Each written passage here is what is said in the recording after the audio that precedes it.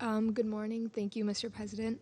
My name is Janani Shivakumar, and I'm a student at UNC Chapel Hill and the founder of Girls Play Global, a grassroots NGO to use sports to address and enhance the SDGs.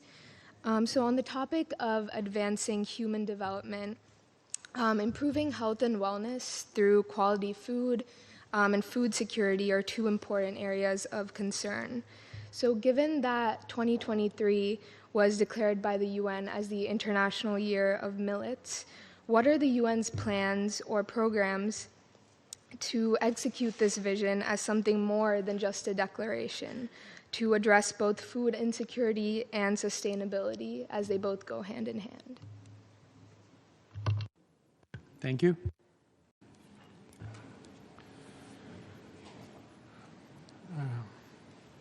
Thank you much. For our young friend Janani, I'm sorry for the mispronunciation of your name, from India.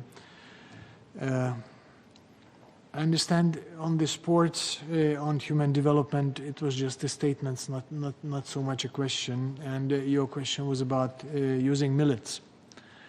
And I can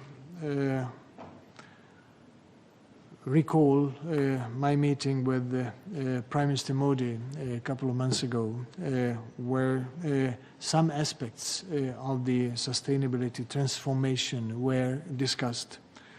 And I remember his passion about using millets as improving the food and environmental sustainability in your country and maybe beyond that. And I was very much impressed. For those who might not be aware, today we have a major issue of supplying food and nutrition for about 8 billion people on the world, and about 750 million of them are facing very, very serious malnutrition or hunger. If we look ahead, by 2050, the number of people on the earth might be around 10 billion. In order to feed everybody, with the today's technology, with the today's methods, we need to increase our food production by 50%. It's already a big challenge.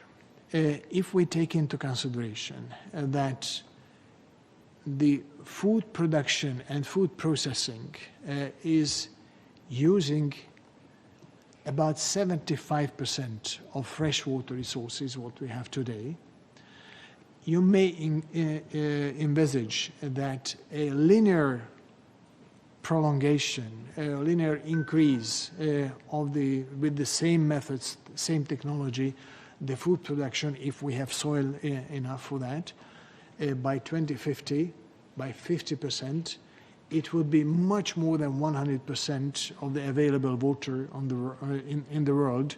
So basically, this mathematics doesn't work. The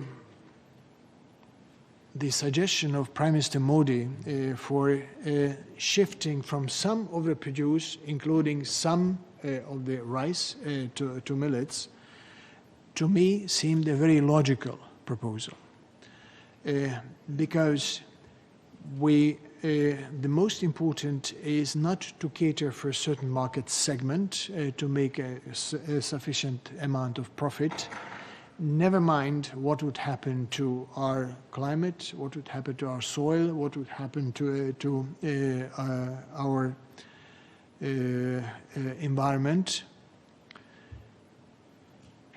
The most important is to provide in a sustainable manner enough food and nutrition food to all, not only now, but in the years and decades to come. That would require, in some areas, changing the crops, changing the agriculture technology, and decoupling also the water use from the increased agriculture production. It is a very complex task. We can do it. Actually, we have the knowledge and we have the abilities to make this big jump. A part of this big jump is to change crops wherever and whenever it is necessary. And therefore, the UN recognized the merits of producing millets in many parts of the world. If your question is about whether or not you can oblige people to produce millets, no, of course. In the General Assembly, we cannot produce even resolutions that would be legally binding. It is your governments, your countries, and your societies to decide what is the best for you. What we collectively try to bring the knowledge together and weighing whether or not it would be a good way ahead, one of the good ways ahead. And I think the results in India so far are very encouraging. I would like to congratulate you on that, particularly that India is one of the most drought-prone countries where water scarcity is set to grow. So if you can change some of your crops to less water-consuming crops, but at the same time still producing the same amount of calories and ingredients, I think it is a very promising direction.